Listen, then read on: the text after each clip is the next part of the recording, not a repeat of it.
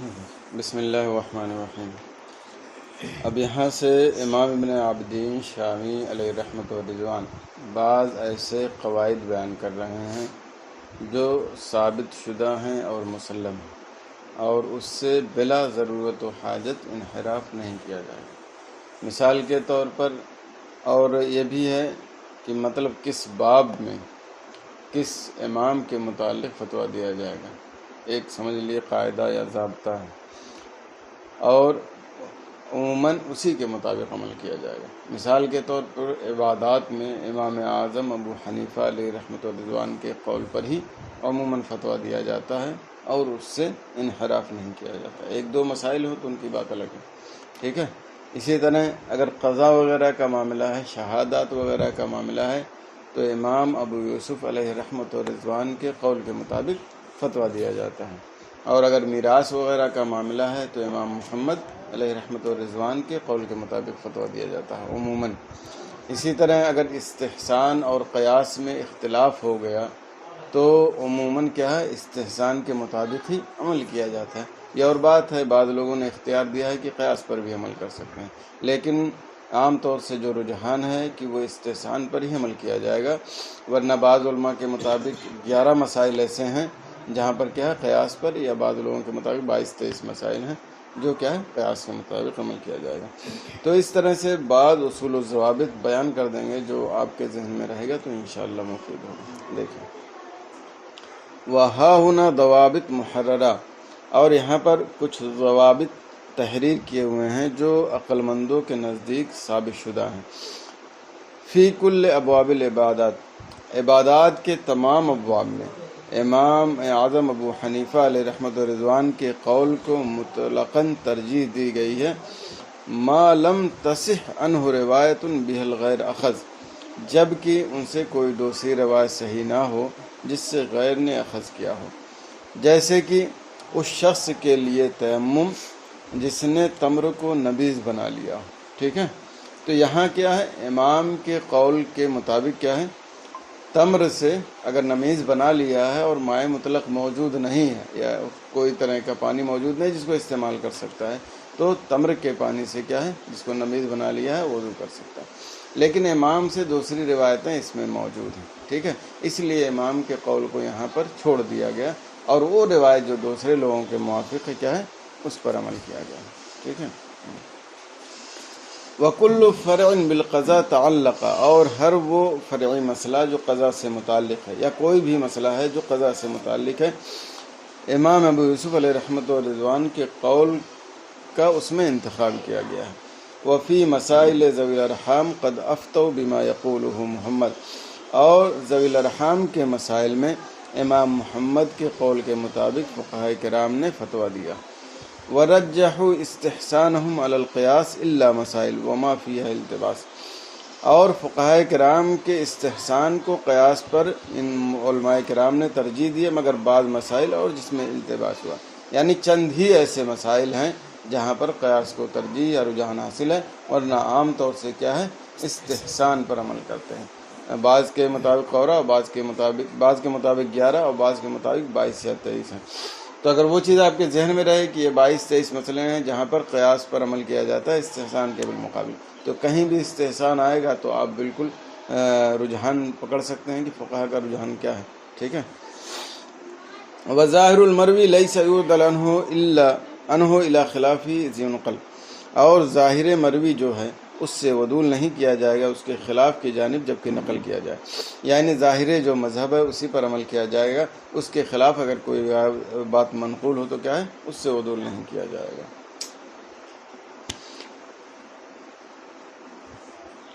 لا ينبغي العدول عن درایا،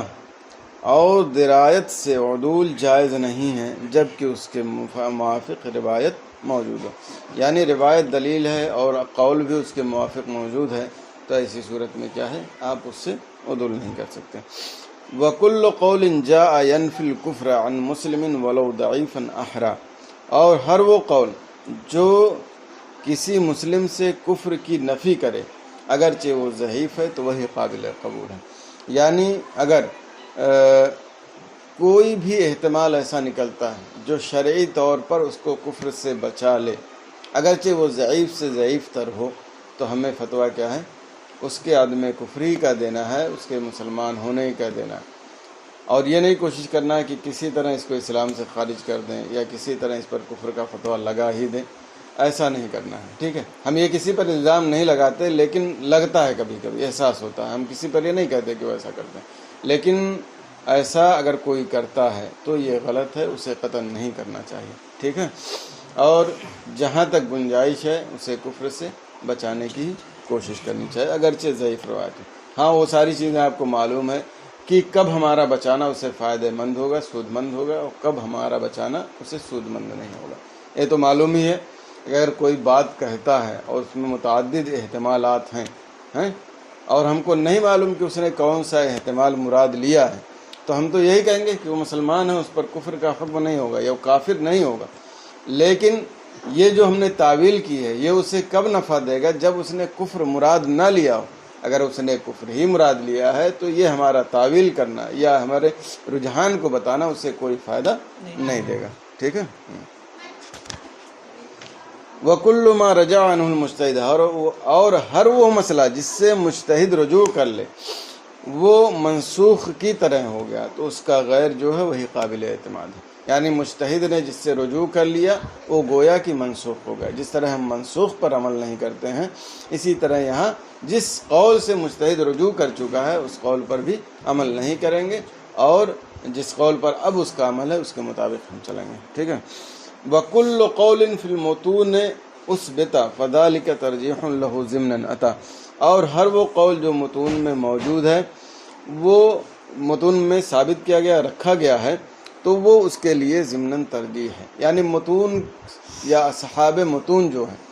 وہ راجح قول ذکر کرنے کا التزام کرتے ہیں، ٹھیک ہے؟ شاید بات کہیں آ جائے تو اس کا اعتبار نہیں ہے، کیونکہ غالب کا اعتبار ہوتا ہے، آپ جانتے ہی ہیں۔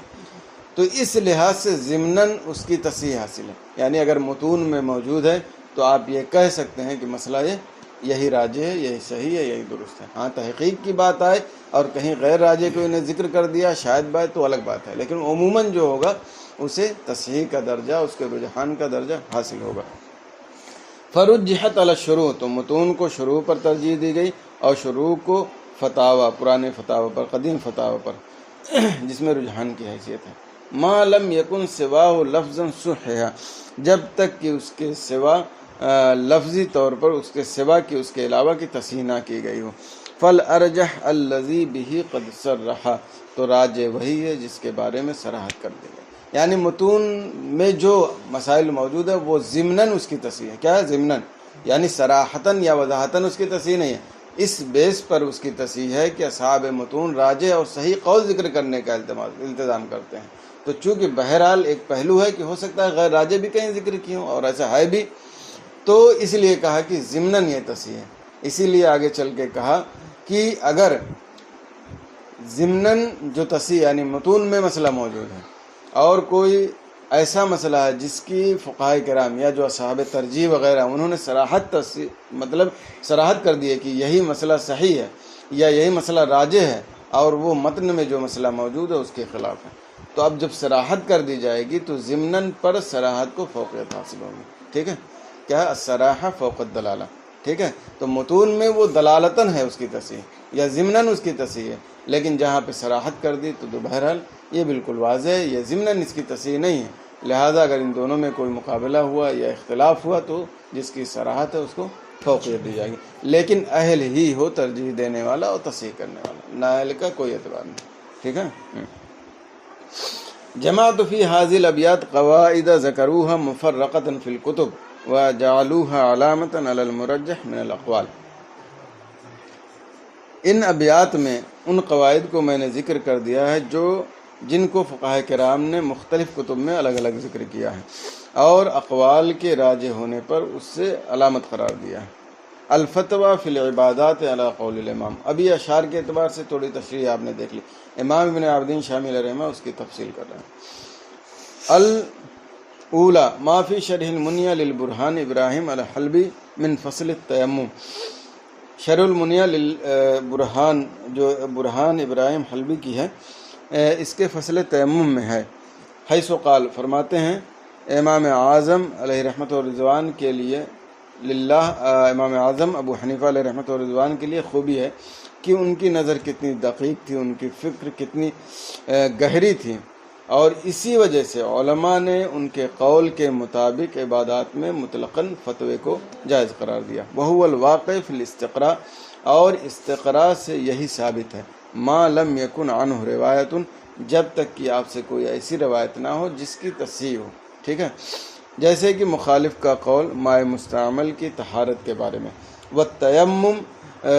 نبیذ تمر کے نہ ہونے کے وقت۔ تو یہاں پر مائع مستعمل کی طہارت کا قول کیا ہے دیگر ائمہ نے، لیکن امام اعظم ابو علی رحمۃ اللہ رضوان سے ایک روایت نجاست کا بھی ہے کہ وہ نجس ہے، ٹھیک ہے۔ تو یہاں پر دوسری روایت کی بھی تصحیح ہوئی ہے، یعنی جس میں ہے کہ پانی پاک ہے، یعنی کیا ہے، طہارت کے لیے جو پانی استعمال کیا گیا وہ کیا ہے، پاک ہے۔ امام اعظم سے اس کی روایت بھی صراحتاً موجود ہے۔ تو یہاں پر جو اس قول کو چھوڑا گیا کہ یہ نجس ہے، وہ دوسری روایت امام سے صحیح کے طور پر موجود ہے، اس لیے، ٹھیک ہے۔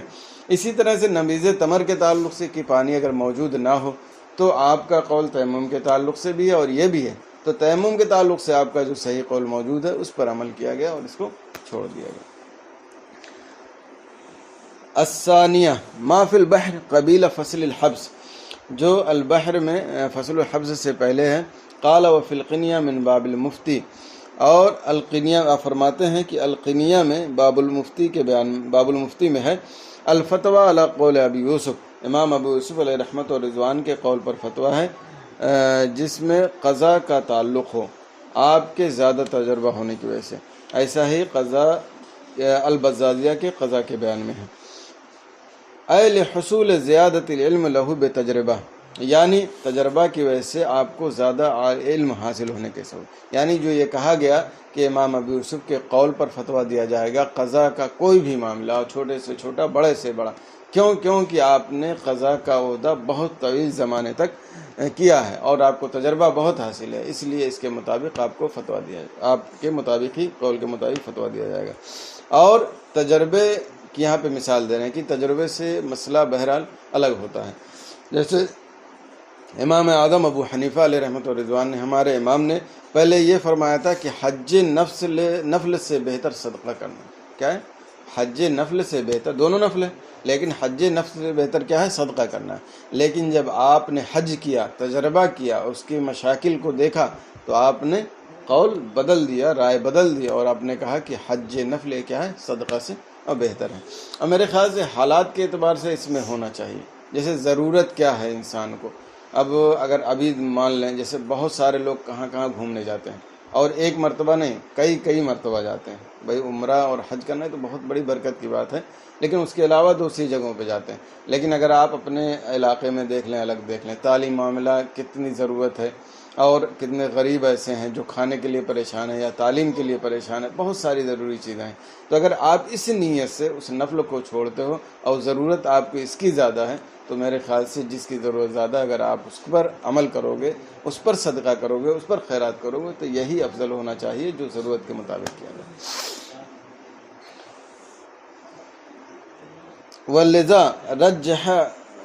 ولذا رجع ابو حنیفہ عن القول بان الصدقہ افضل من حج التطوع۔ اچھا ایک بات اور، لیکن اگر کوئی ایسا کرتا ہے، یعنی جو ضرورت ہے آپ اس پر وہ عمل نہیں کرتا، لیکن وہ بغداد شریف جا رہا ہے یا عمرہ ہی کرنے جا رہا ہے، تو آپ اس کو سرزنش کریں یا مطلب طعن و تشنیع کریں، تو یہ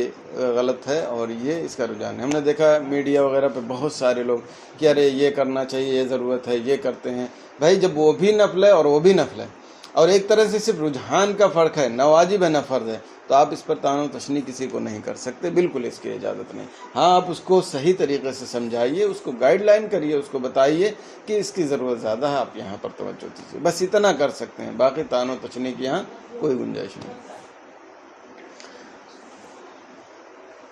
اسی وجہ سے امام اعظم ابو حنیفہ علیہ رحمۃ و رضوان اپنے اس قول سے رجوع کر لیے کہ صدقہ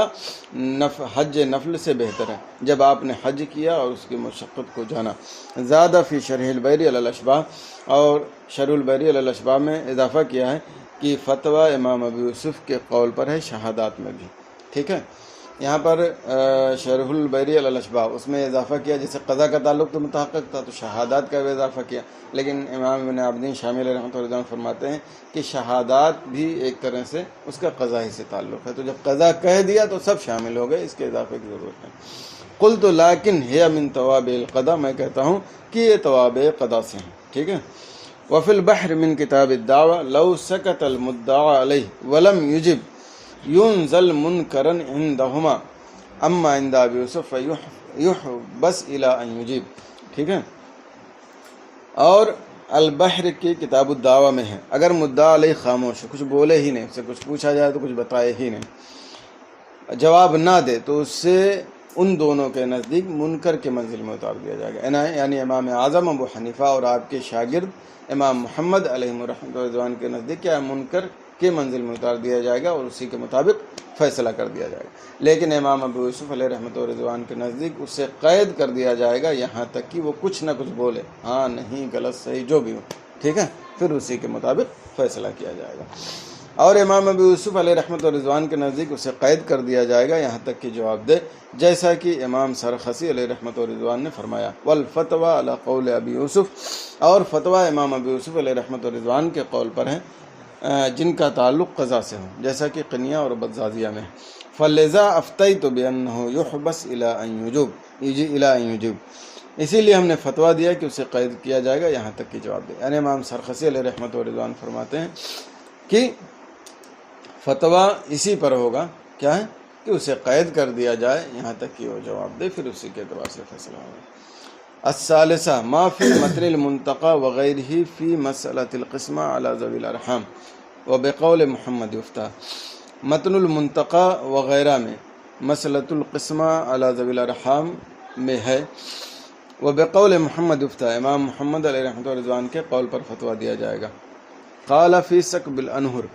اے فی جمیع توریث ذوی الارحام، یعنی ذوی الارحام کے تمام وراثت کے معاملے میں کیا ہے، انہیں کے قول پر فتویٰ دیا جائے گا۔ وہو اشہر الروایتین عن الامام ابی حنیفہ، اور یہی دو روایتوں میں سے مشہور ہے امام اعظم ابو حنیفہ علیہ رحمۃ اللہ سے، اور اسی کے مطابق فتویٰ دیا جائے گا۔ یعنی اگر امام محمد سے میراث کے تعلق کوئی قول آیا اور کسی دوسرے سے کوئی قول آیا تو جو امام محمد سے مروی ہے وہی مشہور ہے امام اعظم ابو حنیفہ علیہ رحمۃ اللہ سے، لہذا کیا ہے اسی کے مطابق فتویٰ دیا جائے گا اور اسی پر عمل کیا جائے گا۔ قضا قالہ شیخ سراج الدین فی شرح فرائضہ، اسی طرح سے شیخ سراج الدین نے اپنے فرائض کی شرح میں فرمایا۔ وقال فی الکافی، اور الکافی میں فرمایا، وقول محمد اشہر الروایتین عن ابی حنیفہ فی جمیع ذوی الارحام وعلیہ الفتویٰ، اور امام اعظم کی دو روایتوں میں سے مشہور روایت امام محمد کا قول ہی ہے، فی جمیع ذوی الارحام، ذوی الارحام کے تمام مسائل میں، اور اسی پر فتویٰ ہے، یعنی ذوی الارحام کے جتنے بھی مسائل ہیں تمام مسائل میں کیا ہے مشہور روایت امام اعظم سے وہ امام محمد ہی کی ہے، لہٰذا اگر یہ کیا بولتے ہیں حصے وغیرہ کا مسئلہ آتا ہے، میراث کا مسئلہ آتا ہے تو امام محمد کے قول پر ہی فتویٰ دیا جائے گا۔ الرابعہ ما فی عامۃ الکتب من انہ اذا کان فی مسألۃ قیاس و استحسان ترجح الاستحسان علی القیاس، اور عامہ کتب میں یہ ہے کہ جب کہ کسی مسئلے میں قیاس اور استحسان ہو تو استحسان کو قیاس پر رجحان حاصل ہوگا، مگر بعض مسائل میں، اور وہ 11 مسائل ہیں۔ علامہ فی اجناس الناطفی، یہ اس اعتبار سے ہے جو اجناس الناطفی میں ہے۔ وذکر العلامہ ابن نجیم فی شرحہ علی المنار، اور اس کو علامہ ابن نجیم نے اپنی شرح المنار میں اپنے المنار کی شرح میں ذکر کیا ہے۔ ثم ذکر ان نجم الدین النصفی اوصلها الى 22، پھر ذکر کیا کہ امام نجم الدین نصفی علیہ رحمۃ اللہ جو کیا ہے فقیہ الانس والجن کہے جاتے ہیں، انہوں نے اس کو 22 مسئلے تک پہنچایا ہے۔ وذکر قبلہ عن التلویح، اور اس سے پہلے تلویح سے ذکر کیا۔ صحیح یہ ہے کہ رجحان کا معنی یہاں راجح پر عمل کرنے کا متعین ہونا ہے، وترک العمل بالمرجوح، اور مرجوح کے مطابق عمل کرنے کا چھوڑنا ہے، یعنی یہاں پر جو رجحان دکھایا گیا ہے وہاں پر یہ مطلب نہیں کہ دونوں میں سے کسی پر عمل کر لیں، بلکہ یہ مطلب ہے کہ استحسان اور قیاس میں اگر اختلاف ہوتا ہے تو جو بعض مسائل ہیں 11 یا 22 ان کو چھوڑ کر کے ہر جگہ استحسان کو رجحان حاصل ہے، آپ اسی پر عمل کریں گے، اس کو چھوڑ کے اس کے خلاف قیاس پر عمل نہیں کر سکتے۔ وظاہر و کلام فخر الاسلام، اور فخر الاسلام کے ظاہری کلام سے سمجھ میں آتا ہے انہ الاولیہ، یعنی اولیت ہے، بہتر ہے، حتی یجوز العمل بالمرجوح، یہاں تک کہ کیا ہے، مرجوح کے مطابق عمل کرنا جائز ہے۔ یعنی جو امام ابن نجیم علیہ رحمۃ الرضوان نے شرح منار میں ذکر کیا، اس اعتبار سے یہ ہے کہ یہ راجح مرجوح کا معاملہ ہے، لہذا استحسان پر عمل کیا جائے گا، اور جہاں بعض مسائل ہیں قیاس کے تعلق سے اس پر عمل کیا جائے گا، لیکن جہاں استحسان اور قیاس میں استحسان کو ترجیح دی گئی اور قیاس کو ترجیح نہیں دی گئی، وہاں پر قیاس پر عمل کرنے کی اجازت نہیں، یا قیاس پر جہاں ترجیح دی گئی وہاں پر استحسان پر عمل کرنے کی اجازت نہیں ہے۔ لیکن بعض لوگوں نے، جیسے امام فخر الاسلام علیہ رحمۃ اللہ نے کہا اولیت کا معاملہ ہے، کیا ہے، جہاں اختلاف ہے اولیت کا معاملہ ہے، یعنی اجازت ہے، آپ دونوں میں سے کسی پر عمل کر سکتے ہیں، صرف بہتر کا خلاف ہوگا، کوئی گناہ کوئی جرم نہیں ہوگا، ٹھیک ہے۔ دیکھ لیجئے پانچواں مسئلہ ہے الخامسہ ما فی قضاء البحر من ان ما خرج عن ظاہر روایہ فهو مرجوع عنہ،